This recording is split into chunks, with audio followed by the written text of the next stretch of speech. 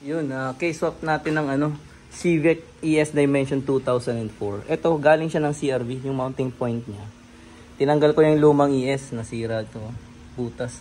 So, tinanggal ko yung dito sa ES na luma, nilagay ko yung sa CRV. And then this one too, from CRV. Mounting point niya, kinuha ko. Hindi pa to na full weld. Tinest fit ko lang muna siya. Mamaya ilalagay ko yung hood kasi parang nakausli nga itong si ano, power steering niya. Tapos yun from CRV din yun. So lahat to kahit subframe CRV Gen 2, yung 2002 hanggang 2006 I think ata yung CRV na yun, yung generation 2 na may K20. So yun, kung mag-ano kayo ES Dimension 2001 and 2004, kuha kayo ng ano, kung may katay na CRV. Eto, kukunin nyo lang to. Kung gusto nyo mag case swap, kukunin nyo lang to. Tapos eto hindi ko pa na full weld to, tinest fit ko pa lang siya. So ngayon ayos na,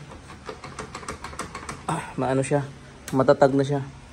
Eto subframe CRV, so lahat yan CRV. Bali ito K20 na to kasi Japan surplus itong makina ko.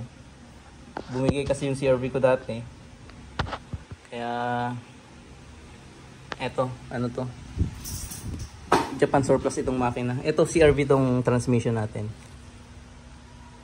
So yan, may mga ES Dimension dyan na ano.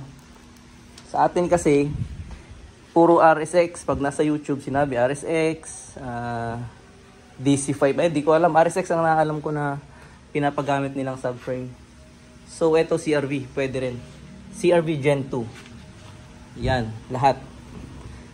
So yan, buo na yan. Mga ilalagay mo na yung makina mo sa galing ng CRV.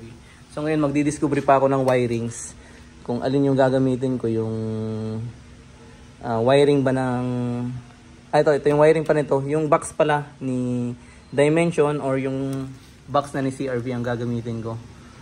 So yun na muna. Ito muna yung part 1 natin. Yung radiator, ano pa natin, i-fit pa natin yung radiator na ito. So, sige. Thank you.